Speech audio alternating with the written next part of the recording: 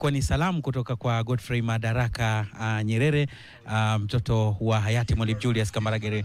Najua nyinyi mna historia ya karibu sana ambayo inatufanya tuunganika kwa pamoja baina ya Tanzania na Uganda. Kabisa. Unajua kwamba kitu ambacho cha karibu ni kwamba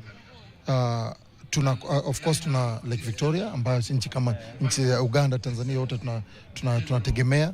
Vile kuna historia ambayo Uganda hasa katika sasa hivi tukizungumzia kuhusu serikali ambayo iko uongozini, ni kwamba kulikuwepo na jinsi Tanzania ilisaidia wakati kulikuwepo na matatizo pale nyuma. Na of course kuna mambo mengi ambayo tunafanya pamoja, na sasa hivi hatuzungumzii kuhusu yale ambayo yalitendeka miaka 20-30 ambayo yalipita, lakini tunazungumzia ni kwamba nini tunaweza tukafanya saizi, ni yapi ambayo tunaweza fanya kwenda miaka zingine zijazo, na haswa tunazungumzia biashara. Naam, Dennis, tupate fursa kumsikiliza Major General Simuli, balozi wa Tanzania nchini Uganda, na mtazamaji uweze kumsikia anazungumza hivi sasa. Mkurugenzi wa Afrika Mashariki First, natambua uwepo wako. Mheshimiwa Waziri, natambua uwepo wako. Mheshimiwa Balozi wa Uganda katika Jamhuri ya Muungano wa Tanzania, natambua uwepo wako. Mimi nisipoteze muda kwa sababu najua wasemaji wako kule. Nikimwona profesa pale yupo, najua atawapa mengi sana vijana, lakini mimi vile nitambue familia ya Mwalimu Nyerere kutukaribisha hapa Mwitongo, Butiama. Nianze kusema kwamba namshukuru Mwenyezi Mungu kwa yote aliyotujalia. Tumesafiri kutoka Uganda mpaka hapa sio kwa ujanja wetu, bali Mwenyezi Mungu ametulinda na kutuongoza mpaka tukafika hapa.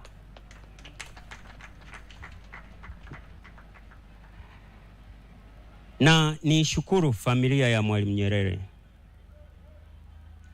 Kwa sisi sote hapo ni jambo la kuiga. Wamekubali kuja hapa, umati wote huu, na wengine hapa bado hawajaingia, lakini wamekubali.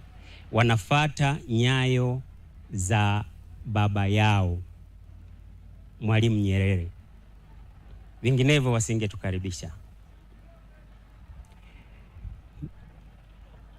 Niseme kwamba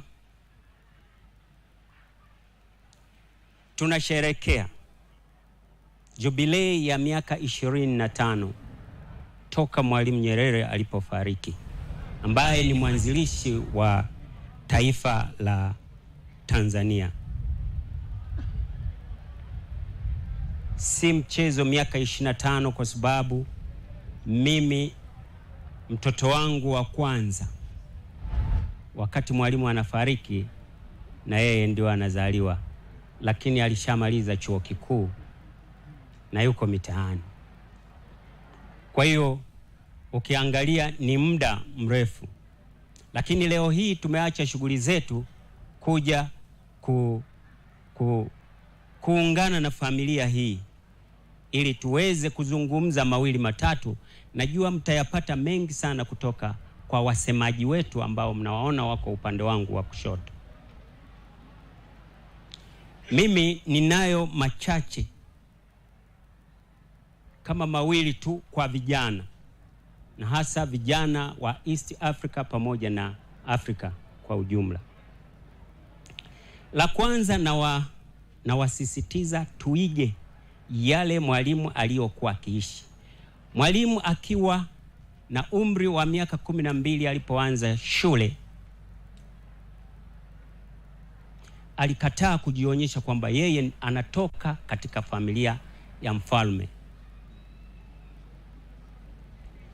Alitaka kujiweka sawa na wengine,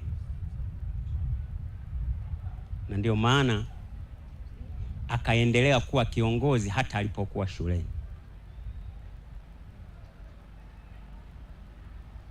Hilo ni moja. Kwa hiyo tujiweke kuwa sawa na wengine, tutakuwa na amani, tutakuwa na upendo. La pili ni jinsi gani alivyoiunganisha Tanzania. kuna mambo makuu matatu. Mwalimu Nyerere baada ya kupata uhuru aliamua Watanzania wote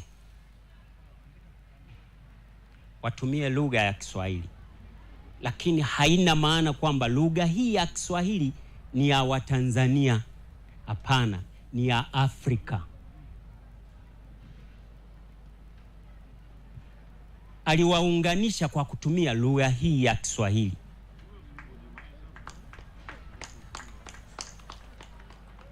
Sasa sisi kama vijana tufanyeje? Tunatakiwa kujitahidi kuiweka lugha hii ya Kiswahili. Wale waliokuwa kanisani, nadhani hata Mhashamu Askofu amesema kwamba ukitaka kuunganisha watu ni lazima uwaunganishe ili uweze kupata thawabu mbinguni. Kwa hiyo aliwaunganisha Watanzania wote vijijini, mjini na sehemu zingine kwa kutumia lugha ya Kiswahili. Hivyo ndivyo alivyowini. La pili, aliondoa ukabila. Aliondoa ukabila kwa kusema kwamba wewe kijana ukipata mchumba kokote kule, iwe Mtwara, iwe Moshi, iwe hapa Mara, oa. Ukiangalia walivyooana wa Tanzania, wameondoa kitu kinachoitwa ukabila. Hawana ukabila. Kwa hiyo imesaidia sana hiyo. Na jambo la tatu ambalo alilifanya baada ya uhuru, kitu cha kwanza alisema elimu kwa watoto wote ni bure.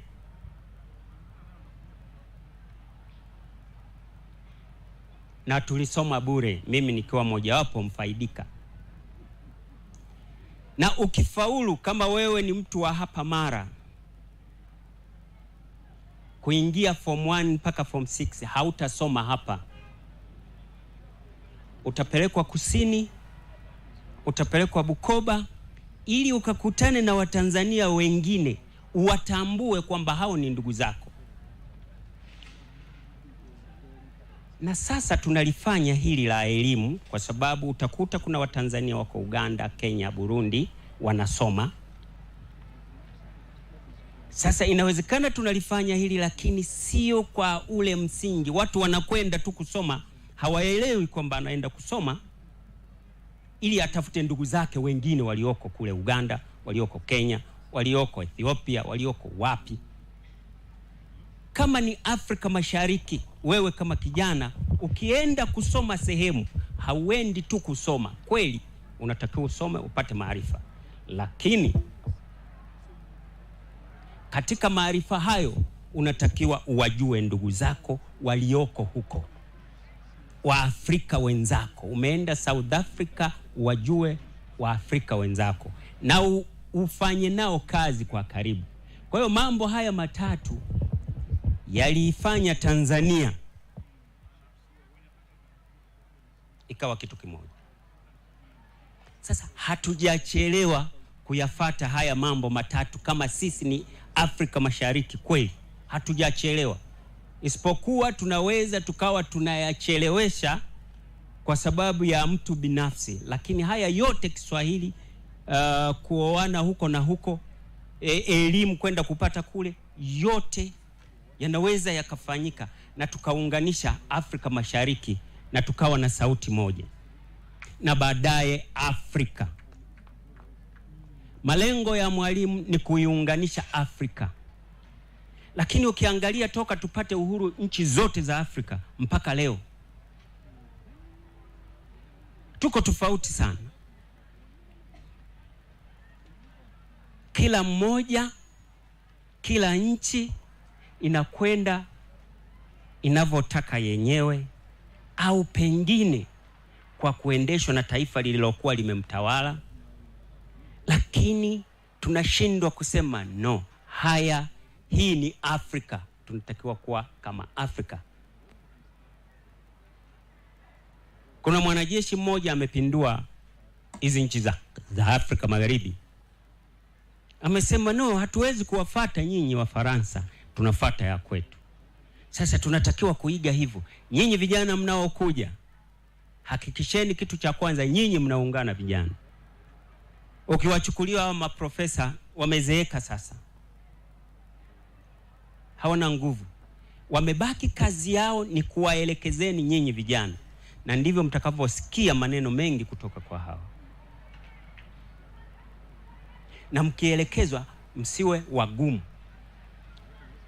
Tatizo jingine moja ambalo tunalo sisi vijana, tuna majibu tayari ya kila swali tunaloulizwa au maelekezo yanayotolewa, na jibu letu ni kwamba hiyo haiwezekani. Akikushauri mtu ushauri unasema hiyo haiwezekani. Umefanya utafiti? Fulani alishindwa, mimi nitawezaje? No, inawezekana. Kuna vitu ambavyo alishindwa katika kutekeleza. Sasa badilika wewe kama kijana. Sasa hivi vijana mnaitwa jina ambalo hata nyinyi vijana mmelifurahia sana, Gen Z. Yani generation Z. Na nyinyi vijana mnaona ufahari kuitwa hivyo. Katika mila za Tanzania hapa kuna majina yanatolewa. Kwa mfano sikudhani, sikujua. Ukimuita hilo jina na tabia yake, mtoto atakuwa na tabia hiyo hiyo ya kutodhani, ya kutojua na hata jua. Kwa hiyo hilo jina msiliendekeze kuita Gen Z. Kwanza Z ni nini? Si zero. Kwa hiyo nyinyi ni zero. Mimi nawaasa vijana, kuweni na mawazo ya kwenu ya Kiafrika na mazingira ya Kiafrika. Nipende kusema tu kwamba nimefurahi kuwaona kuja hapa, na nisipoteze muda sana, lakini mnakaribishwa Tanzania, mnakaribishwa muda wowote. Msisubiri nani mihadhara kama hii ndio mfike Tanzania. Hapana, muda wowote ukijisikia karibu. Lakini vile vile ofisi ya ubalozi ya Jamhuri ya Muungano wa Tanzania nchini Uganda, wanaotoka Uganda, hata kama unatoka Burundi, ukipita Uganda siku hiyo umekuja kutembea, labda umekuja utalii, fika ofisini pale. Hiyo ni ofisi ya Afrika Mashariki, ieleweke hivyo. Kwa hiyo tutakusikiliza na tutakusaidia. Kama umekuja kupiga story, tutapiga story asubuhi mpaka jioni. Asanteni sana kwa kunisikiliza. Na mtazamaji wa TBC na UBC, ni balozi wa Tanzania nchini Uganda, Major General Paul Kisesa Simuli. Dennis, all right, maybe I'll take it up on a little bit on English, and basing on what the Ambassador Kisesa has just said is about the current generation. What are they up to? I think they need a lot of inspiration. There's some of them who have lost focus, and of course those ones in leadership have a role to play in trying to refocus them. And the fact is this: we have a very young population in this region, that is in the entire East Africa region, and the population is also growing very, very fast. And basing on what Mwalimu Julius Nyerere said a long time ago, he said that the youth, of course, they are a resource. But they are only a resource if they can be if that resource can be tapped onto.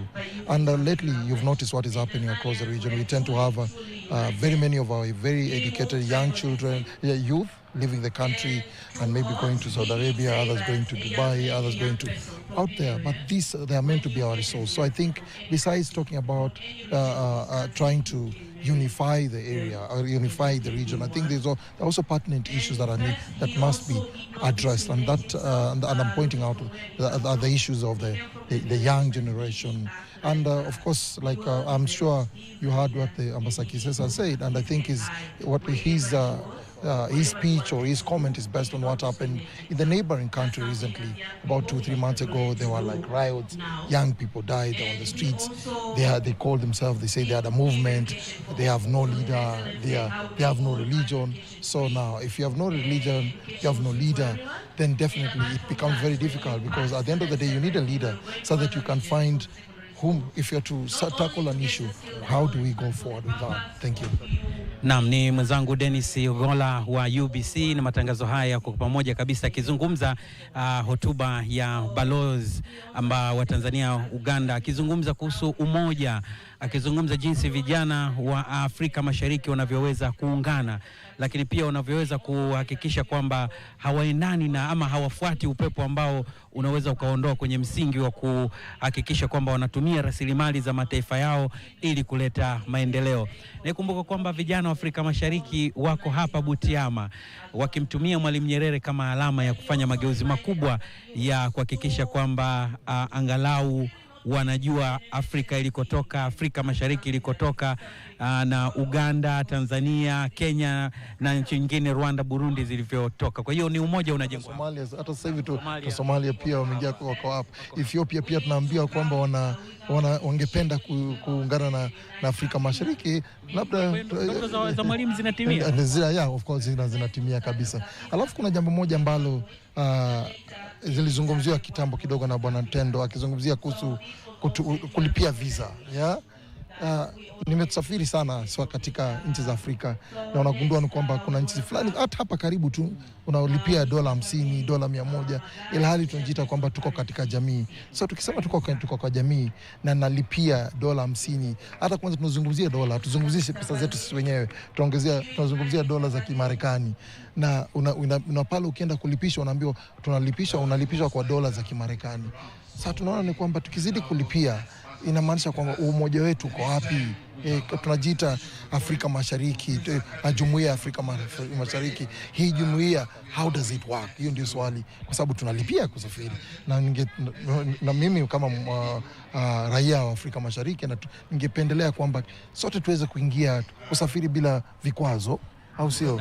Naona jitihada zinapigwa. Uganda na Tanzania tunaonyesha mfano. Tuna mradi mkubwa wa bomba la mafuta la EACOP wa mfano kabisa ambao unazidi kuonyesha kwamba sasa tuungane katika rasilimali. Na unaona miradi kama hiyo, especially kama EACOP, unaona kwamba ina uwezo wa kuunganisha nchi hizi mbili. Kumbuka kwamba kwanza kuna ushoroba wa kati ambao tunaita Central Corridor, kuna ambao wanaita Southern Corridor, lakini kwa muda fulani hapo zamani ni kwamba ushoroba wa kati ulikuwa unatumika sana kushinda ushoroba wa nadhani kaskazini, Northern Corridor, biashara kati ya Uganda na vile vile Tanzania. Lakini kwa muda fulani miaka nadhani kuanzia 70 hadi 90 biashara ilishuka chini kabisa. Lakini katika mwaka wa 2015 hadi sasa unaona kwamba biashara ishaanza kurudi tena katika ushoroba wa kati. Dennis, naona tutarejea hapa tusikilize wasilisho kutoka kwa mwasilishaji wengine, na mtazamaji wa UBC na TBC tutakuambia nini kinaendelea hapa. The preamble of my talk and speech to you today is the hand of the Pan-Africanist from Tanzania to Zimbabwe.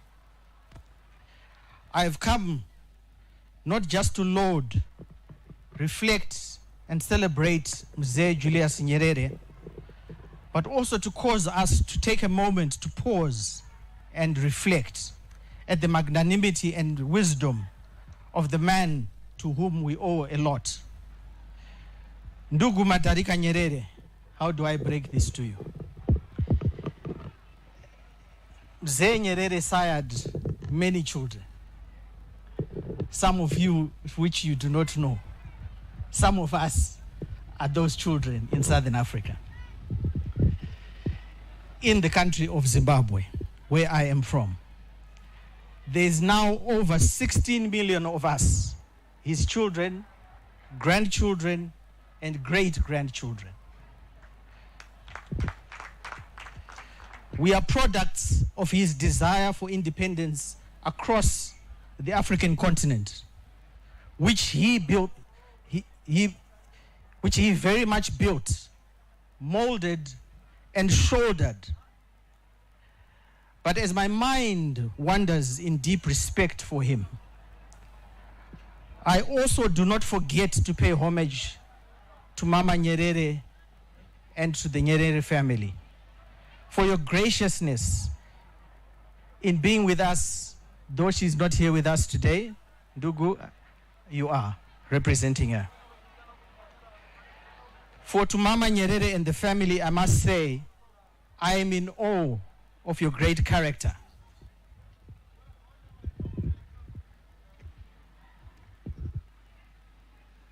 I am in awe.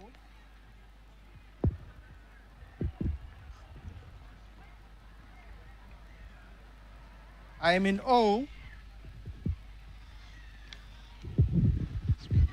I am in awe of your great character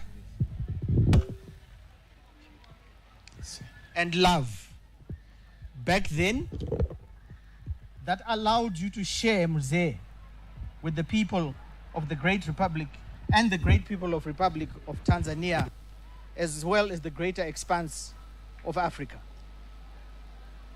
By his side and behind the scenes, you supported, and your support for Mzee, your counsel and comfort in those times when in frustration within him, sorry. Thank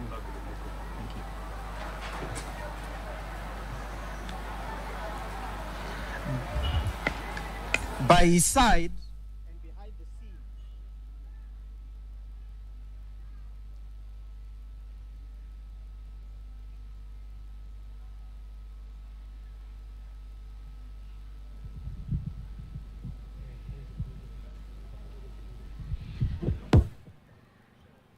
Na mtazamaji wa TBC1 na UBC, ni mwakilishi wa Zimbabwe anaitwa Comrade Moffat Ngarande akihutubia hapa Butiama katika kumbukizi ya Mwalimu Nyerere. Basi tuendelee kumsikiliza na baadaye tutakupa maelezo zaidi. In those times when frustrations within him would have seen him give up, such comforts can never be undervalued nor underestimated.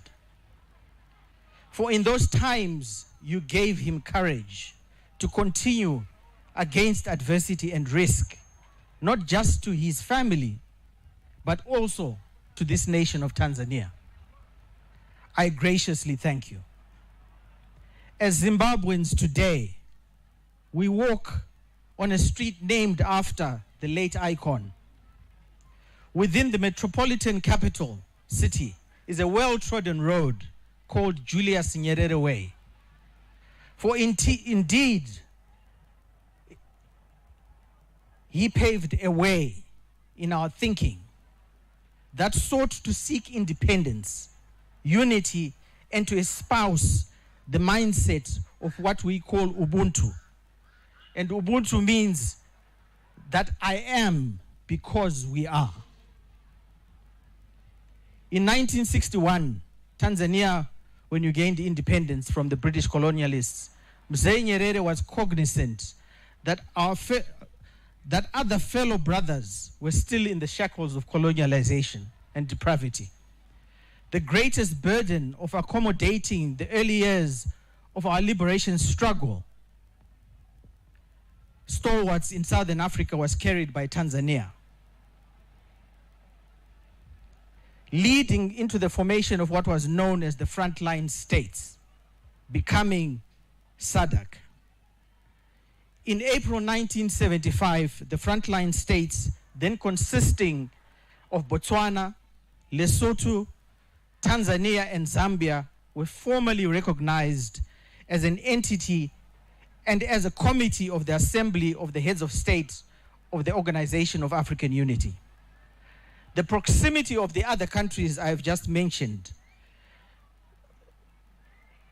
Botswana, Lesotho, Zambia, to the apartheid South Africa, which was still under apartheid, militarily, and a country which was militarily strong, as well as intertwined economically and socially, meant a coordinated approach was required as the flames of freedom spread southwards within the African continent. Future generations, such as myself and others, would not dare to dream, to hope for freedom without the way. the foundations of thought, and indeed the actions of Mzee Mwalimu and others.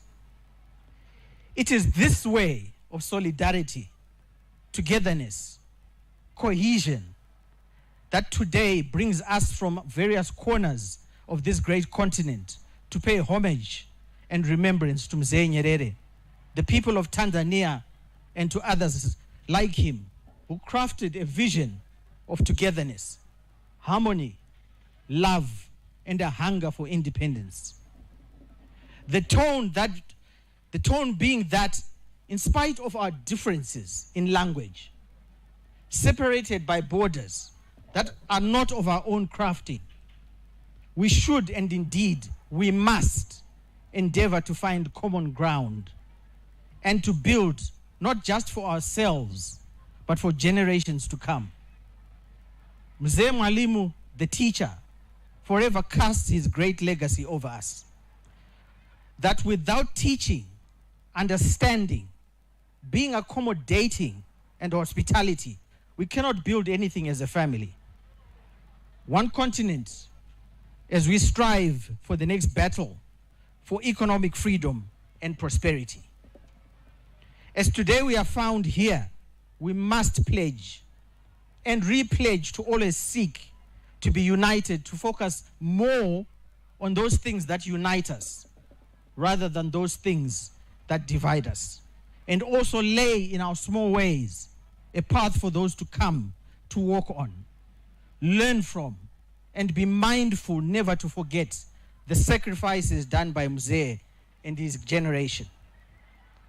We must also be mindful that without sacrifice for the greater good, the dream of a better prosperous tomorrow can and shall always be a phantom and a dream. May we seek to not to stain the memory of those gone before us, and commit to foster unity, peace, and also to pass on the baton to the next generation to go forth and bring economic prosperity. The teachings we learned, we must also hold them dear to our bosom and give them to those to come.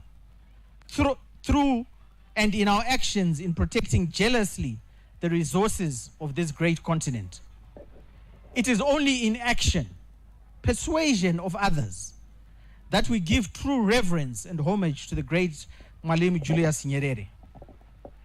Though diverse in language and location, we must always seek to be one in prosperity, in progress, in ambition. As I conclude, let me say, I am here only because he was here. Let me leave this with you as we go into our deliberations. It is better to be than to seem to be. And that, well done, is better than well said. To Mama Nyerere in absentia, I wish her maisha marefu.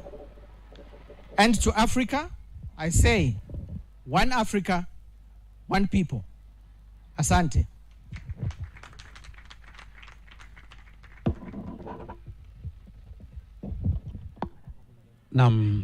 Na mtazamaji wa TBC na UBC, ni Comrade Moffat kutoka Zimbabwe akiwakilisha vyama vya ukombozi vya kusini mwa Afrika, vyama ambavyo vilisababisha ukombozi katika kusini mwa Afrika akitokea Zimbabwe. Dennis, naona tayari Mwalimu ni alama ya Afrika, Waafrika wengi wa kukutana pamoja. Yes, Mwalimu ndio unaona ni kwamba watu wamekuja wengi, na katika sehemu ambayo tumeketi hapa tunaona hizo tutaita ni kama VIP kind of event. Wale watu ambao unaona hapa ni kwamba ni wale wamealikwa kwa attend forum ambayo inaendelea, lakini ule upande mwingine ambao kuna museum ya Mwalimu kwamba sehemu ile imejaa watu wengi kabisa. Lakini tukirejelea mambo ambayo yamezungumziwa pale ni kwamba we are supposed to be one people, one Africa, one continent, one people. There are those ones who are ambao wanasema kwamba wow, they are not actually, they are even nchi ambazo ziko Afrika ambazo zinasema kwamba wao si wa Afrika. Unaona? Unaona? Ni cha maajabu kwamba wanasema unapatikana katika continent ya Africa, but una claim kwamba you are not African. Unaona, inakuwa ni vigumu sana. Tunajua na tukiwa na tournament ya mpira mpira ambao unakuja hivi karibuni ambayo tumefanya bidding Uganda, Kenya na Tanzania. Unaona ni kwamba hao ni nchi tatu za Afrika Mashariki. Na ukiwa na tournament kama hiyo unapata hizo nchi ambazo zina claim kwamba wao sio nchi za Afrika wanacheza ama wanahusika katika hizo mchuano. So ni hivyo tu, ni kwamba tukiendelea kuwa na changamoto ni kwamba ni sisi wenyewe ambayo ni sisi wenyewe tutaumia. It is us to suffer in the long run, because when we have very many non-tariff barriers, when our people cannot visit each other, and we have this water body whereby you hear there are clashes between one community and another community. It's really difficult. It tells you that we really have a long way to go. But meetings like these, conferences like these, mikongamano kama hii hapa ambayo tunayo hapa Butiama, tunatarajia kwamba itakuwa ya umuhimu, itatusaidia kupunguza matatizo ama kureduce some of these tunaziita barriers ambazo tunakumbana nayo kama raia wa Jumuiya ya Afrika Mashariki. Naam, na ni matangazo mubashara ikiwa ni TBC1 ya Tanzania na UBC ya Uganda. Na sasa tusikilize moja kati ya wanafunzi ambao wako hapa Butiama, wanatokea Uganda, wamekuja hapa kubeba ujumbe na wanawasilisho lao, tuwasikilize.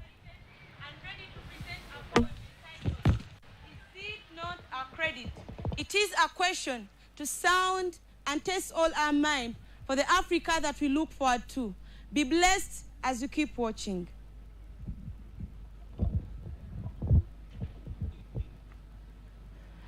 Bound together. Together we are bound. Family together under one bond. This great bond, the bond of knowledge. Under same roof, one roof, the East African community. Mothered and nurtured by our presidents. The East African presidents, the mother. Indeed, your child has grown. The East African community is now a giant. Is it not a credit? Is it not a credit to bear a child, and then it grows? No mere growth, but development. This pride.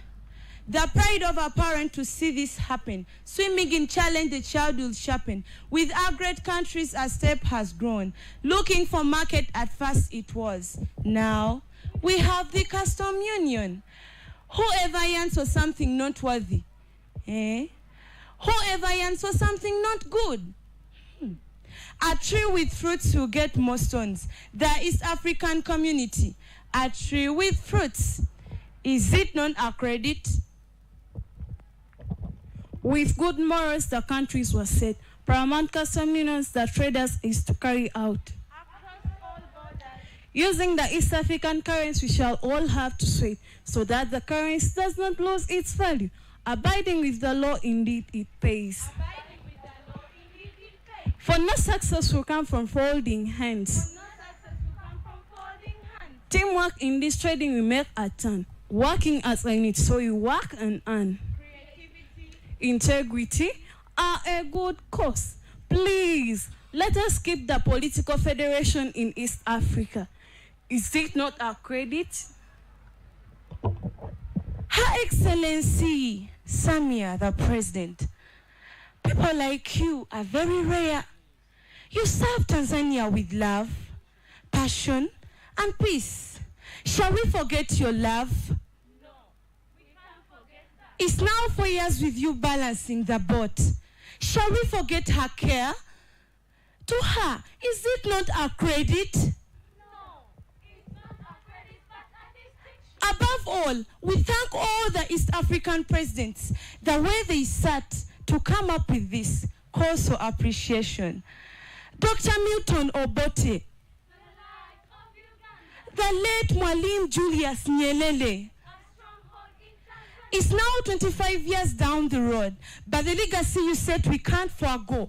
To us, the young leaders, you still live freshly among us, because by your motivation, we serve, we stand, and move. Oh, the late Jomo Kenyatta. The pieces apart we brought for togetherness, forming the strength we are proud of now. To the young generation, our strength lies in getting united. Remember, united we stand, divided we fall, united we stand.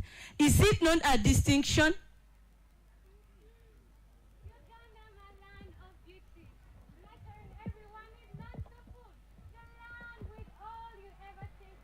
Symbolizing all good works of God. As attractive as jasmine. And so is Uganda. Coming to tour and see the beauty, the pearl of Africa as it is known, Uganda, my land of beauty. I can't stop praising God for the light he gave us in Uganda. His Excellency Yoweri Kaguta Museveni, for steady progress he stands. Is it not a distinction?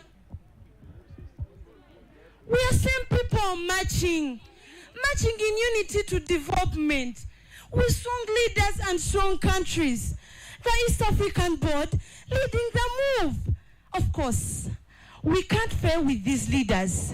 They aren't mere leaders, but great statesmen, nurturing countries to shape our future. In our countries, indeed, we are shaped to meet the competitive world. Not so, omwefaham, kwa heri.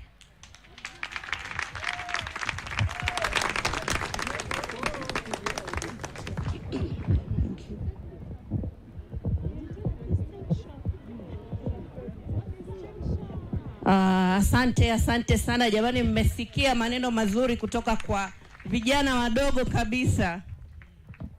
Naomba tuwaongezee makofi yao jamani, makofi hayajatosha. Alafu tangu tumeanza tumekuwa tunawataja vijana sana. Vijana tupo kweli humu ndani leo? Vijana tupo? Sijasikia. Vijana tupo? Young people, are you hearing? Are you here, young people? Okay. Those ones are from Prince Joseph Academy, Namagunga. Thank you very much. Another round of applause for those young people. Thank you very much. And so we continue. Let me again ask you, and I'm not really ordering, I'm only kindly asking, in the interest of time, for us to try to be precise and concise, because we are going from here back to Dar es Salaam, Kampala, Kigali, Mogadishu, Kinshasa. Let us factor in that so that we try to be as brief as we can, but also bring out the information as much as we should. Because remember, we have the most important thing, which is the dialogue. And we're not doing so well on time. Okay, may I now, at this juncture, invite Professor Mwambutsa Ndebesa from Nyerere University. Let's welcome him with a round of applause.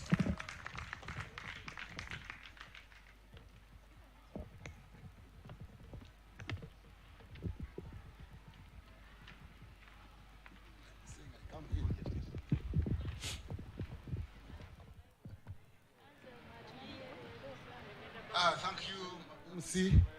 All protocol observed. You will not take much of your time. I will just mention some attributes of Nyerere, 3 of them. 1, an ideal, and 2, the other 2 are behavioral. I will start with the ideal. The High Commissioner there said that Mwalimu Nyerere managed to unite Tanzania. Actually, he created a nation. I testified, by the way, in 1985 when he was giving a farewell speech, a retiring speech at the University of Dar es Salaam. I was there at Nkrumah Hall. I was a student then. He did say that we failed the economy, but we managed to build a nation. And that is very important. And one of the ways in which a nation can be built, yes, can be language, but the idea of equality. Equality is very important. Inequality is a source of divisionism. Inequality globally, inequality regionally, inequality between classes, inequality between genders, inequality between tribes, inequality between religions is the mother of conflicts and violent conflicts at that. And Nyerere stood for the idea of equality.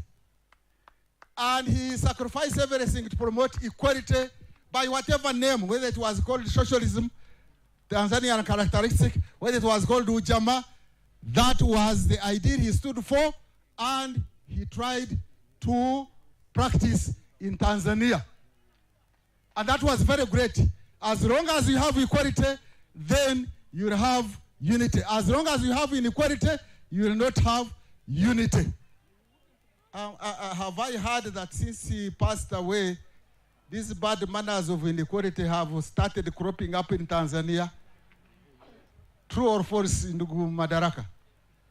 I don't know, but I have heard. Maybe I've heard wrongly. But if you are going that way, please go back to the idea of Nyerere. Because inequality in East Africa, by statistics, by researchers, is on the high increase. And we should avoid that if we have to attain national unity and East African regional unity. That was an idea of equality that we should all pursue. I leave that one and go to behavior. Nyerere, Mwalimu Nyerere sacrificed. Some of us may not know that in 1961, Mwalimu Nyerere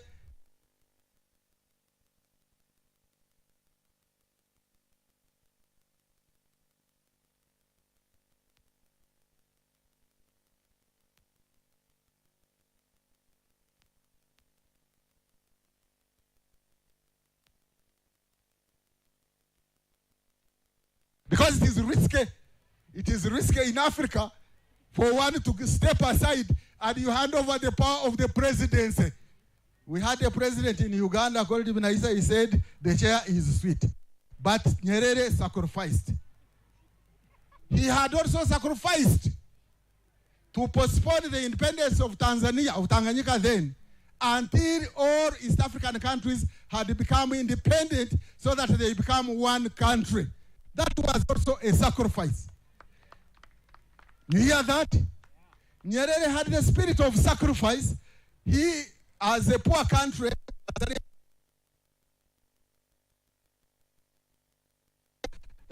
it had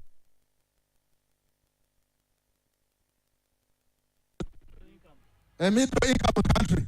But by 1978, 79, that country, but he sacrificed to come to Uganda, to bring the troops to Uganda and remove dictator Idi Amin.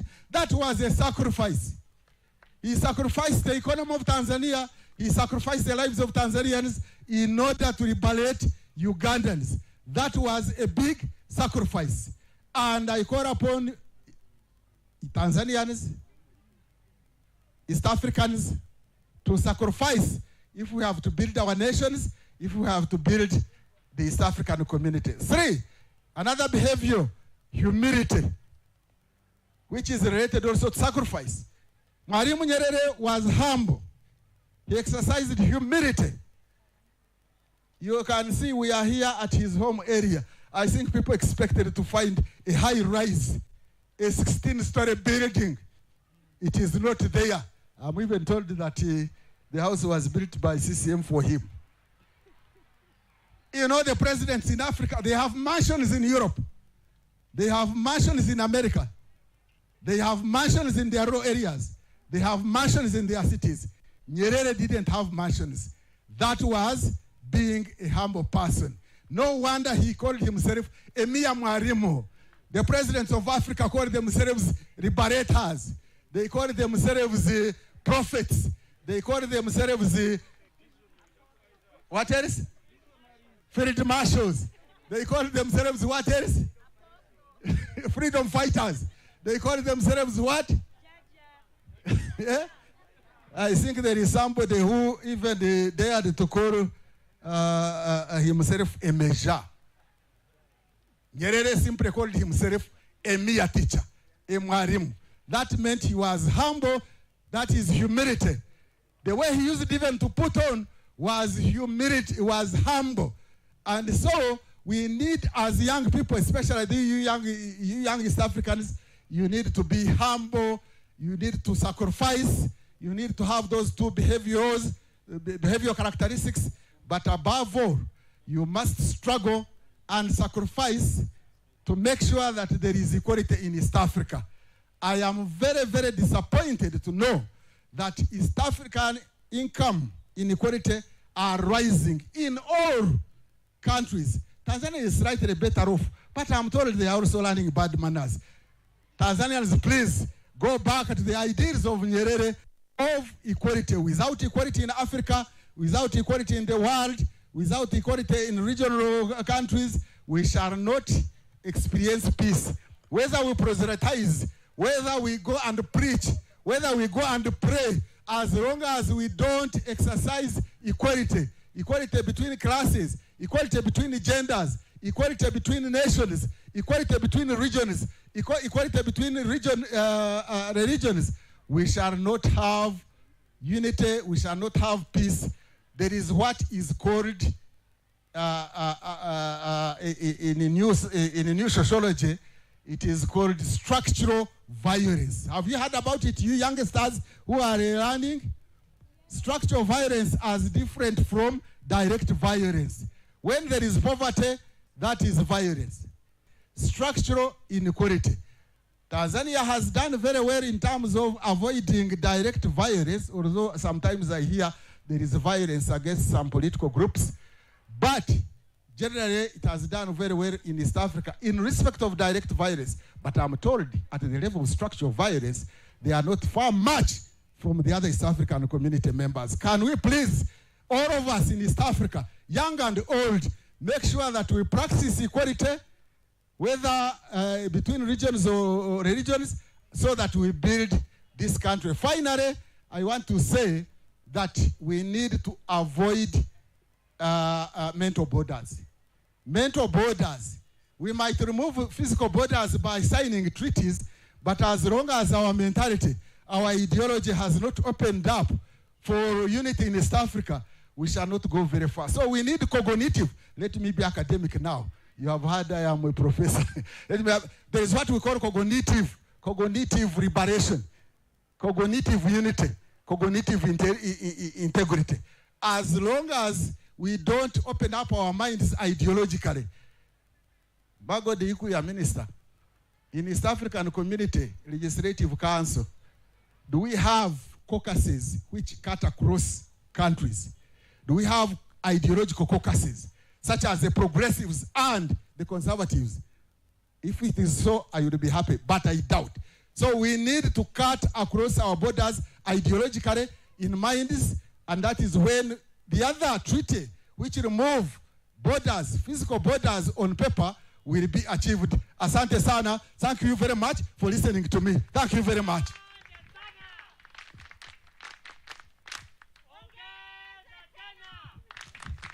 Asante sana, asante sana. Usawa vijana. Tumehimizwa kujenga usawa. Napenda kumkaribisha Meja Jenerali mstaafu Gregory Mugisha Muntu. Karibu sana.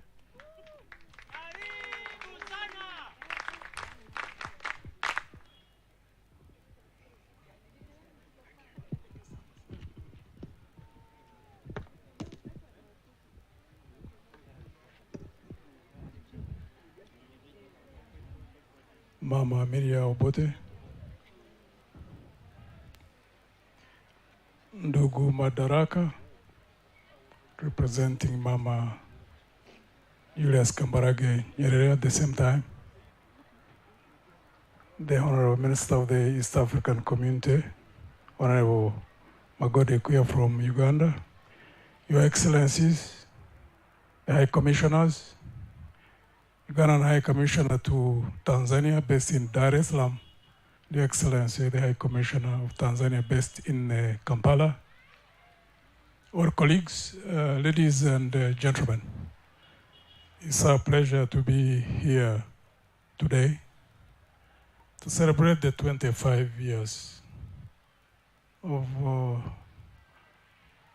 Mwalimu Julius Nyerere, his enduring legacy and values, lessons for Mother Africa, but closer home, the East African community.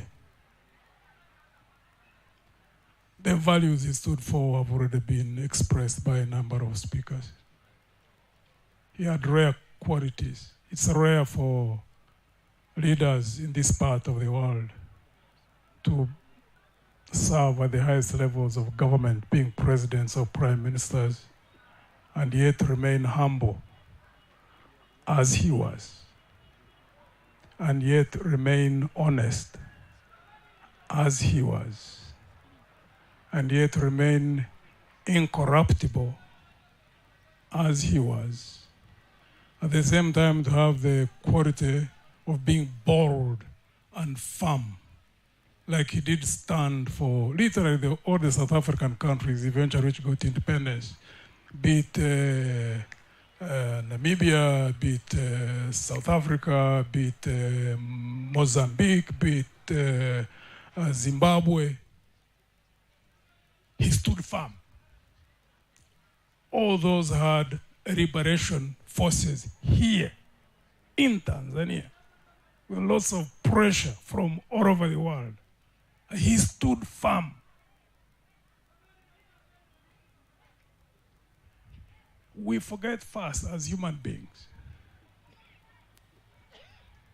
Rare leaders like the late Julius Kambarage, Nyerere, should really be up there as exemplary leadership figures on this continent, considering the existential threat that we are under as a people. And specifically for the youth, the generations before you tried what they tried to do. Even the current generations of leaders have been trying to do what they have been trying to do, but there are still gaps. The gaps are wide. I am going to try and give you some short statistics, maybe to bring out the magnitude of the problems that we do face. And I'm going to run through a few statistics. I've selected these countries, a few in Europe, because of their size, in terms of numbers and in terms of land size, to compare them with the region of East Africa, because we are now 8. At this time, Somalia hadn't become part of East Africa, so the statistics for East Africa are based on 7 countries. Belgium, Switzerland, Netherlands, and then East Africa. The World Bank indicators, these 2024 World Bank indicators. The land size in terms of square miles, Belgium is 11,774 square miles. Switzerland is 15,940 square miles. Netherlands is 16,164 square miles. The 7 countries of East Africa combined in terms of land mass is 2,104,147 square miles. Even when you combine the land size of the 3 countries, European, those who have calculators in your private time, see how many times the East African region is larger than those combined. Let's go to population. Belgium is 11,763,650. Switzerland, 8,902,000. 18,308. Netherlands, 18,145,500.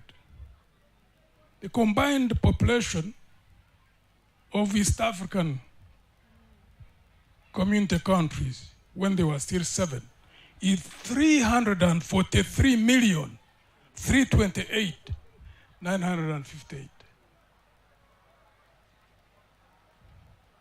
GDP.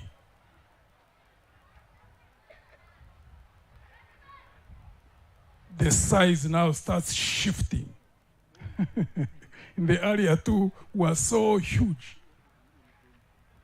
In terms of GDP, Belgium is, come again? Oh, sorry.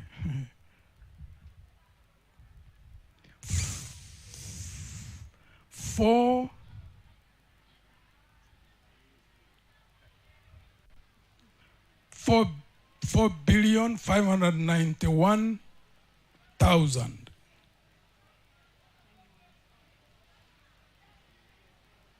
Switzerland, 938,458 billion. Netherlands, 1,143 billion. East African community countries, the 7 of them, 349 billion, 774 million.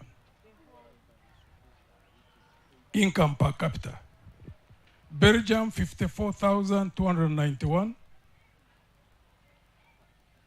Switzerland, 105,669. And Netherlands, 63,750. Our per capita income, the whole of the East African economy is divided by our populations, is 1,019. That's the magnitude of the differences. First, in terms of size, landmass, and population, we are so much larger. In terms of economic capacities, when you look at the per capita income, they are so much higher than where we are. So the young people, that's where the challenge is. You can look at it from two different perspectives. Failure of the past, but I would propose that you don't look so much in that direction. What has happened has already happened. You can't change it. And therefore to focus in the future. To look at the potential that there is for a region this huge in terms of landmass, in terms of economic potential, minerals, freshwater bodies, rich soils, and all the wealth that the 7, 8 countries now have. Exploiting that opportunity and build it to the sky's the limit. That's the challenge of our times. If those of us before you have failed, you need to focus on reasons why there has been failure, and therefore to see how to salvage that situation and focus on how to build this region, because the populations are also increasing. Like in Uganda, we are now 45 million people. In another 25 years, we are going to be close to 100 million. Tanzania has a larger population, I think, in the whole, Congo has about 80 million. It must be growing fast as well. Tanzania, Kenya, same. So as I finish,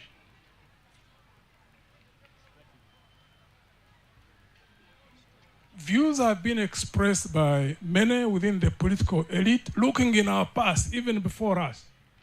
When we were colonized, blame has been put at the feet of those who are leaders, mostly chiefs, kings in the African continent and the African region. And rightly so, because they failed to organize resistance successfully and therefore were colonized. And the unfortunate thing, again, people who believe that always also come out with examples given where the chiefs of old, the kings of old, were mesmerized by small things, trinkets, mirrors. I mean, as Africans, I don't think people had ever seen mirrors other than looking at themselves in water. Mirrors were never here yet. Beads and things like that, small things. But they mesmerized leaders to the extent that many sold out. Now we need to visit that, what happened then to the now. Because where there seems to be confusion is for people to look at the size of beads, look at the size of mirrors, and correctly refer to them as trinkets that mesmerize leaders as to lose direction about the destiny of their people. But fast forward. What is making us lose direction? Because you can see a skyscraper, you can see the latest models of vehicles, you can see all nature of gold and bullions that are bought into, and because of the size and the value, in the monetary value, and think that they're of high value. They are not. They are trinkets of our time.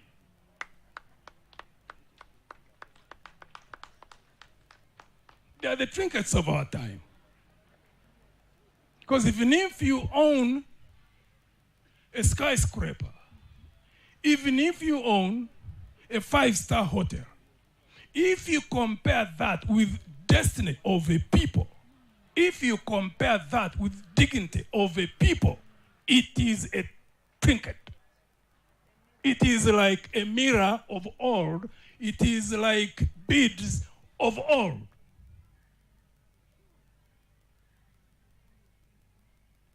The destiny of 300+ million people, if you compare it with the desire that overwhelms many of us who are in leadership, and that someone, therefore, because of money, because of desire for immediate wealth, so they get money and build a hotel, but forget about the dignity of those 300 million people. It is a trinket. We should call it what it is. But the moment we build systems, as we have seen, there are many countries, you know, all of you, there are countries that were the same level of development as we were. Some of them, their per capita income is $40,000, $50,000. You look at Singapore, you look at South Korea. If you build a country and there are systems on the basis of which you manage that country, that there is equality before the law, that there is justice, that there is fairness, that there is transparency, it means that the country can develop, the economy becomes large, so that even those who want to buy skyscrapers, who want to build hotels, can be able to do so, but through legitimate means. You go to a development bank, you borrow, low interest rate, long-term repayment period, and the leader is able to pay back 25 years, 30 years. To the extent that when there are systems of management, that even someone who is not a minister, someone who is not even in politics, can go to the same development bank, borrow similarly, and also create wealth. That's what the problem is.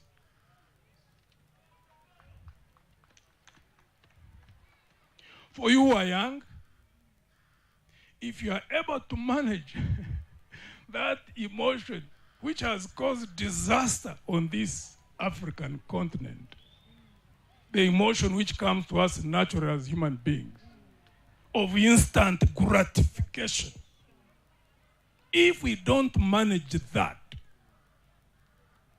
we can come here in Butiama. Others can go to South Africa to celebrate another hero of Africa, Nelson Mandela, year in, year out, 10 years, 20 years, 30 years. But if we don't manage that emotion of instant gratification and build character and resilience within ourselves, and therefore be able to supplant that emotion of instant gratification and have delayed gratification. To that, we must make the necessary sacrifices, build strong institutions, put in place functioning systems, have equality before the law based on with that, have fairness, have transparency, and then everybody benefits, whether you're in power, whether you're also outside of power. The generations before you have largely failed. The evidence is in the statistics I was reading. But it is possible to turn around that.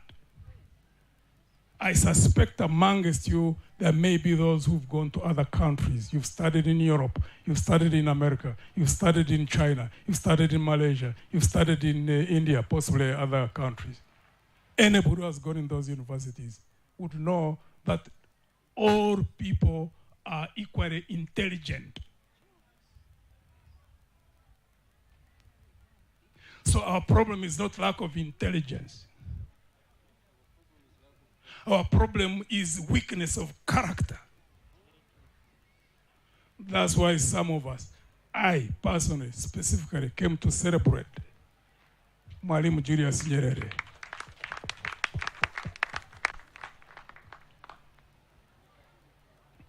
If Mwalimu Julius Nyerere had desired to be rich, he could have become rich, but I know that even if he had become rich, it would have been through legitimate means. Because by character, when you study all the things that he was doing, he was an honest man. So being honest is not in contradiction to becoming wealthy. You can become wealthy through legitimate ways. That's what we need to build. If you fail in that, as those before you have failed, you remain as we are. You cannot have political independence without economic independence. Highways Ikani, we heard him speak here. The speeches he used to make. Spot on. Talk about the organized North and disorganization here in our part of the region. And that's what we need to concentrate on. May the Lord richly bless you. Mungu awabariki. Thank you very much. Give Major General, retired Major General Mugisha Muntu another round of applause. Major General Muntu is the founding member of the Alliance for National Transformation in Uganda. I could also add that is a former army commander of Uganda, a humble general. Thank you very much, sir. I've been allowed to make a small amendment and invite a person who I'm going to give only 2 minutes. In Uganda, they call him the old man of the clan. He's the CEO of the Independent magazine, my friend and brother, Andrew Mwenda.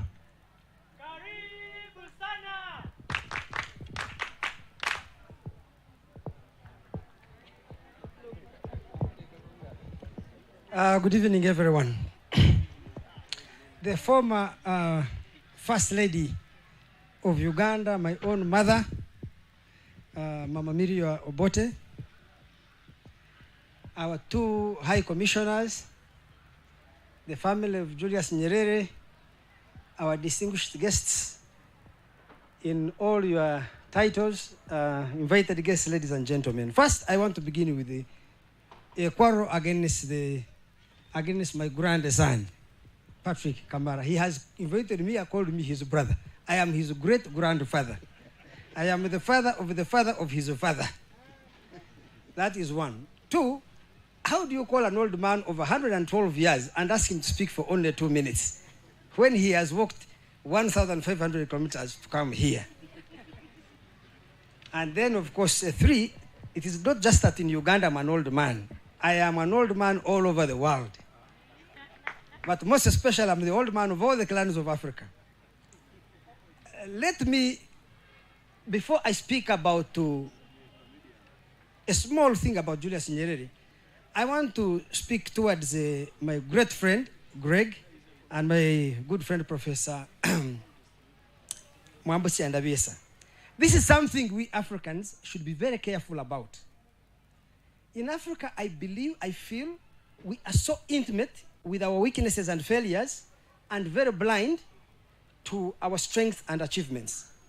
And my long life on this planet, 112 years, has taught me that to succeed and to progress, it's better for you to harness or leverage your strength than try to fix your weaknesses.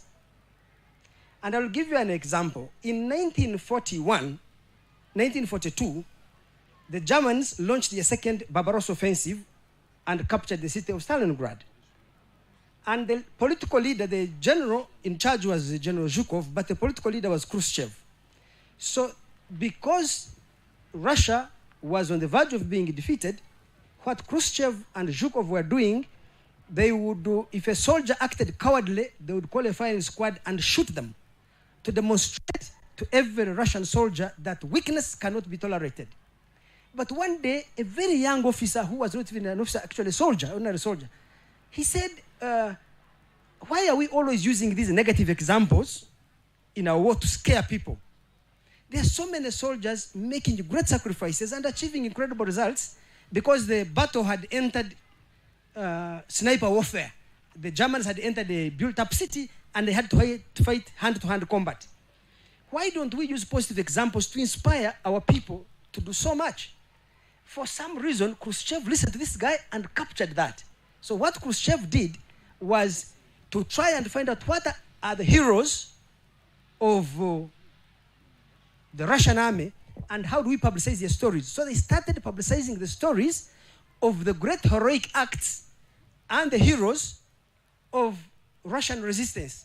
And the tide of war turned against Germany, and Stalingrad became Hitler's Waterloo. Now, I should tell you, Africa has had many great leaders, and Nyerere is one of them, perhaps a very shining example. But on days like this, rather than talk of all the things we have failed to do, I believe we need to discuss what are the things we as Africans have achieved. I was telling you, Greg, earlier, General Muntu, that you see the first president of Africa, founding father, to resign from office decently was Leopold Sédar Senghor in 1990 in Senegal. The second was Siak Stevens in Sierra Leone. The third was Nyerere. But even before then, President Omar of Somalia, in a multi-party election, was defeated. He went home, and a new president came in who was later overthrown by Siad Barre. There was a man in Ghana, a soldier called Afrifa. He handed over power peacefully to civilian rule. Olusegun Obasanjo in 1979 handed over power peacefully to civilian rule. And Jerry Rawlings had done it in 1978 in Ghana. So we need to look for these examples and tell young people the great heroic actions of those African leaders and pay less attention to those. It is important for us to be reminded of our failures, but it should not be the most important thing. Let me talk about Nyerere's simplicity. Talk of Milton Obote, whom I knew intimately. Obote was like a dad to me. He was exactly like Nyerere, never accumulated a lot of wealth, served his country with dedication, maybe made a few mistakes, but there is so much to tell about Milton Obote. Look at Idi Amin. Whatever you can criticize him about, Idi Amin never looted the state, never built great palaces, never made money out of power. And you can go on and look at people like Sekou Touré, Madibo Keita, Thomas Sankara, Samora Machel. Africa has these shining examples of honest leaders who did not build mansions in Europe. Let us talk about them. It will inspire young people. Rather than condemn, be talking about Mobutu and Omar Bongo. They may even be exceptions, not the rule. So we need to have a positive view of ourselves as Africans and mobilize young people around our achievements, our strengths, our nobility. So, having said that, which was just a preamble, let me briefly talk about Nyerere. And I will more or less make the same points people have made. And I want to approach it in a different way. If you look at Greg Muntu's presentation of our economic failure, actually Nyerere's presidency was an unmitigated economic disaster for Tanzania. Between 1961 and 1985, when he retired, Tanzania's GDP shrank by 40%. It is one of the biggest and catastrophic economic failures in the history of countries. Maybe it could compete with North Korea, Cuba, and not even Mobutu Zaire performed better than Tanzania. So, why is Nyerere highly respected in Tanzania and everywhere else? yet he presided over catastrophic economic failure. It is because of two things. In leadership, I think it must have been an American general called Norman Schwarzkopf. Say, good leadership, assuming you had competence and values, what would you choose? He said, it's better to have a leader who has values more than one who has competences. It's better to be a person of values rather than a person of competence. It's always good to have both. But if you have to choose between the two about a leader, it should be values. The greatness of Nyerere was a man there to building a united Tanzania was so deep that in pursuit of that, he made serious policy mistakes and the country suffered grievous economic decline. But Tanzanians forgave him, appreciated him, admired him and loved him because he did not make those mistakes for his personal self-aggrandizement. He did it in the honest and honest belief that he was building his country. And when it failed, as Mwambasi and Debesa said, he admitted his mistake and left power, said, let others carry the torch. So if you ask me about Nyerere, his greatness was not in building a great economy. It was in having deeply entrenched values that guided his leadership. So that his economic failures dwarf in significance when put side by side with his idealism, his vision of Tanzania, and his personal values.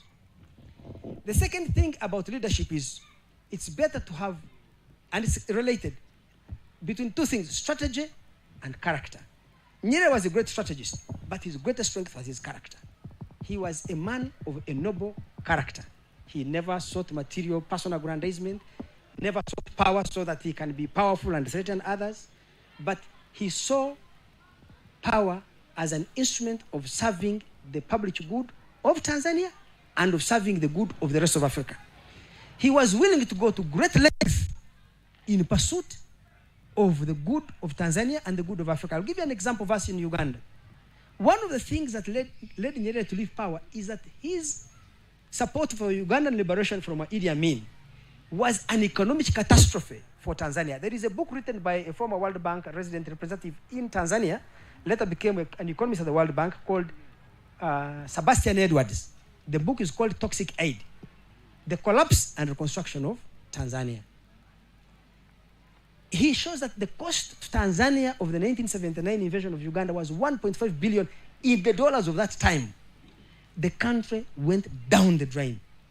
But Nyerere was able to inflict such cost on his country because of the good of another country. I don't know anybody who can do that.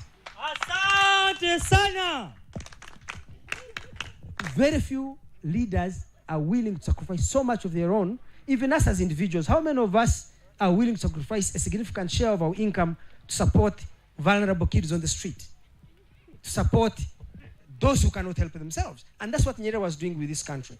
So I think that we should celebrate Nyerere in understanding that he was a human being who made mistakes, failed in many things. But why we celebrate him is because he was a man of character, integrity, and values. He was not a great general like Napoleon or Yoweri Museveni. Certainly he was a great statesman, but what made him great was the integrity of his character. Thank you so much for listening to an old man who is 10 years older than Julius Nyerere. Thank you. Asante sana. Vijana, tupo? Nashukuru sana. Sasa nichukue nafasi hii kumkaribisha Mheshimiwa Koloni mstaafu Fredi Mwasige. Karibu sana, na tukuombe baada ya mazungumzo yako umkaribishe Mheshimiwa Waziri. Karibu. Asante sana dada. Habari za jioni. How are you? I start by thanking God for the gift of life and for enabling us to gather here today. Therefore, to remind you that God created us, each of us, for a purpose. And each of us has a mission. And one of the missions is today. Mama wetu Mary Obote, our senior comrades, Honorable Minister, my former Miaka commander, ndugu yangu Mheshimiwa Madaraka, ndugu mbalozi wa Tanzania nchini Uganda, na waheshimiwa wote, itifaki imezingatiwa. In English it is protocol observed. Now, I'll be very brief, but I will touch what my previous speakers have said. First, all of us here, majority of us never saw Mwalimu Nyerere. Only a few of us saw him. So we are like blind men. Blind men were taken and they touched an elephant. And when they were taken back to their places, they were asked to describe what an elephant is. Those who touched the ears said the elephant is like a skin, a big skin. Those who touched the tail, they said it is a small rope. Those who touched whatever, but in their own way. So here today, we have had each individual describing Mwalimu Nyerere. And I'm very sure if all of you had an opportunity, you would have your own view of Mwalimu Nyerere. But for me, I will tell you what I think was paramount. Mwalimu Nyerere was an extraordinary leader. He was an extraordinary individual. He was a leader who exhibited the qualities of Plato. He was a visionary leader and a freedom fighter. He was imbued with profound humility and refused to be identified the icon that he was. And this has been said by Professor. In Kiswahili, tunasema, Mwalimu alikuwa kiongozi mwenye maono na mpiganaji wa uhuru. Alija na unyenyekevu wa hali ya juu na alikataa kutambulikwa kama mfano alikuwa. That's what it means, what I've said. Now, having said that, we are describing Nyerere after 25 years. But what have we achieved? And what was his... Sometimes when I listen to the anthem of Tanzania, I see Nyerere. It is the only anthem that talks, God bless Africa. It touches, bless the children of Africa. So that means his vision, his mission was Africa, a united Africa. Because he had realized that these imperialists, together with other founding fathers that are lined up here, they realized that there was a challenge and they had a mission to fulfill of uniting Africa. But their mission was interrupted. And it is our time, it is our duty to carry on and fulfill that mission. And that's why we are here today. The imperialists fragmented us deliberately to exploit us. With all these resources we have, the 1.4 billion that we are, if we were united, as Mwalimu Nyerere wanted, as Kwame Nkrumah wanted, as Museveni wants today, if we had one language, Swahili, if we had one army, if we had one currency, who would touch us? So this is what we should be aiming at, by emulating exactly what Mwalimu Nyerere was aiming at. We should aim at having one language, Swahili. I thank AU it has directed that we must adopt Swahili as official language. So we should go for that. You young Ugandans, I want to challenge you. In order for you to trade better, in order to interact with your brothers in East Africa, please, please learn Swahili. Kindly learn Swahili. Therefore, what these founding fathers realized at that time, if they came back today, what would they see? So we should be really aiming at a united Africa. And my president keeps reminding us, he's a committed disciple of Mwalimu Nyerere. But he's a frustrated disciple. But he keeps reminding us that we must unite for strategic security. If we don't unite, we shall be eaten up by these imperials, because their mission has not come to an end. The earlier mission over there is still as it is today. So it is our time, it is you people, to make sure that we unite in order to be secure. It is the only insurance for you people. It is the only insurance for our future children, for our next generation. Integration. The second reason is prosperity. We are all producing now, we have built a capacity, but we need markets for our products.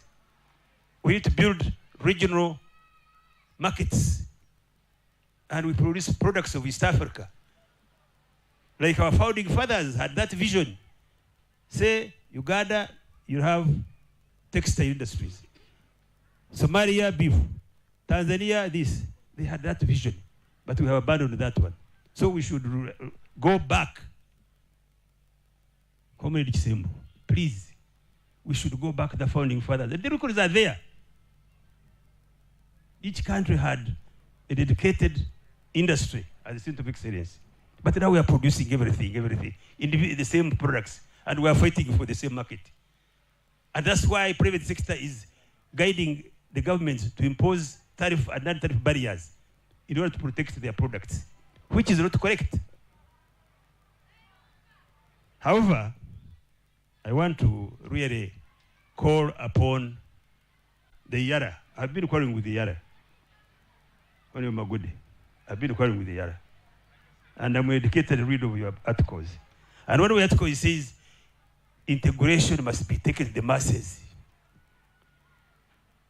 The integration is even talked by top leaders, but the masses are not aware. These students are not aware, because nobody tells them about integration. So I challenge the IARA members of parliament. Say, look, when you go to these capitals for 2 weeks, have a week in the masses. Have a week with the masses. Go there and talk to them. If you go to Kigali, the same. If you go to Bujumbura, the same. Because they go in these cities. So this is my humble prayer to the Yara members, and this is what we should be demanding of them. If they can do that, if we can unite as East Africa, then SADC unites, then these other countries also unite. We may eventually achieve the desired dream of our ancestors. Because it doesn't pay to continue blaming the Bazungu in 1884, 85. It help us. We should not quarrel with the history. We should be found now forging unity, integration, in order to achieve, in order to utilize and harness our resources, so that we can now deal with those former imperials mutually, on mutual understanding. We should trade mutually as equals, not as weak partners. Therefore, I want to thank Ndugu Chisembo and all the brains who organized this retreat. And this fellowship should mark a continued, every year 14th we must come here. This is what I think. We should come here and we dedicate and carry out an evaluation of how far we have gone. And we should all call upon our leaders to talk and remind our leaders.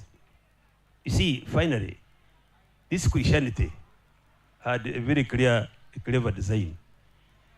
If we didn't go to churches, if we didn't go to mosques, we would have forgotten about Jesus and God. We would be terrible sinners. But every week, every Sunday we go to church and we are reminded that we should not sin, that sin is bad, that we will go to hell and go to the this trail of fire. So likewise, this ideology of integration, the ideology of working together, the ideology of protecting our resources should be a constant reminder to all of us so that we don't forget. I'm very sure if we are constantly reminded, if we constantly talk about it in such retreats, in such fellowships, we may achieve what has been where we have failed. Therefore, I want to thank all the organizers, and I want to thank all the speakers, and I want to thank God for enabling us to have this day, and call upon him and call upon you, and to assure you that God works through people. Chisembo has started as an individual. Tomorrow there will be others, but let us work in unity. I've told you there is a man called Byambwenu. Byambwenu is like you, but unfortunately he has not had the opportunity to come to this level. So we should look for those people who are individually mobilizing in their heart, in their brains, in their hands, with their hands, who are mobilizing for integration. If we can work as a team, we shall achieve what our founding fathers wanted to achieve. Thank you very much for inviting me here, and I thank you, and I will continue to support you and guide you, and we are all your soldiers. Please command us. We are here. With those few words, I'd like to take this honor of inviting our minister and our elder, Baba Magodi Kuya. Karibu sana. Karibu sana. Asante sana.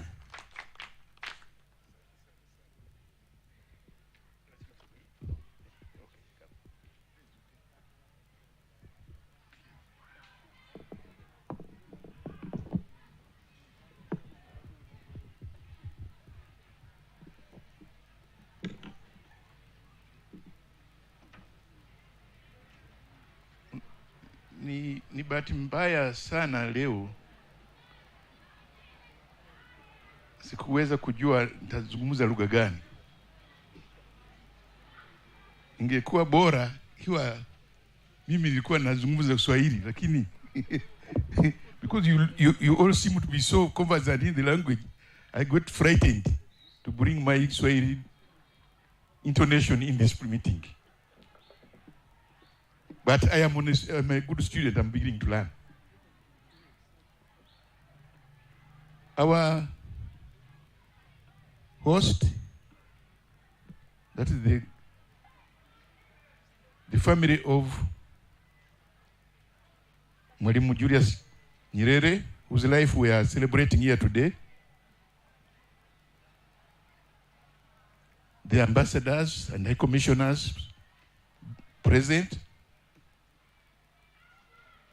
Mama Miria Obote, who was my elder, from the, she was as she was assuming to be the first lady in Uganda. I was a young student, and I saw her come and lead us in many things. The presenters so far who have come, the organizers of this meeting, the youths, ladies and gentlemen, protocol observed. It has been my fortune or misfortune to have come here by a kind of default. Because unfortunately I was not aware of this particular fest until very late. I was actually a patient elsewhere. Then my minister, who ought to have come to bless this occasion, happened to be involved in other duties, and therefore requested me, asked me whether I was trim enough to take on this duty of coming in what she thought was a very long journey. I saw it as an opportunity. So I said, okay, even though I'm not yet recovered to begin, I'm still hobbling, I will take a journey. And I came through Kenya, slowly, and discovered a lot of things which I would not have known if I had not made the trip. I have now a lot of knowledge which I've gathered in my process of going, which I'll be able to share together with others, young and old, like me, and who have not been here. Therefore, I'm grateful that this occasion has been held and has given me an opportunity to visit a name that I was greatly attached to right from my early political days. When independence was coming to Africa, Mwalimu Julius Nyerere was a household name in our countries.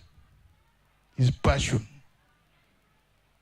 for independence, for the dignity of the African, for unity of our countries,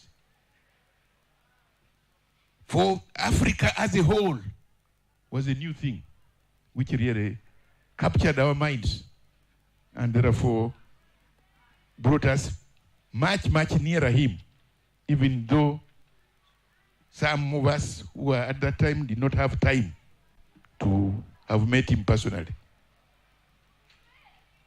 Therefore, when I am here to see where he was buried and to relive those moments, the moments of leaving us and the legacy that he left is quite an experience. It's quite a moving emotion to us. And until you know, if we had had the time, there will be many, many things to be talked about. And that I would have happily shared, especially with the younger people. But I can only say one or two things about Mwalimu. His greatness cannot be disputed because in the height of politics of Africa, he achieved the highest crest and is remembered as a name which cannot be forgotten in history. But there's a danger that when you concentrate only on the greatness of the man, many young people who were not there, who do not know the times that he lived, might be tempted to say even great things might have expiry date.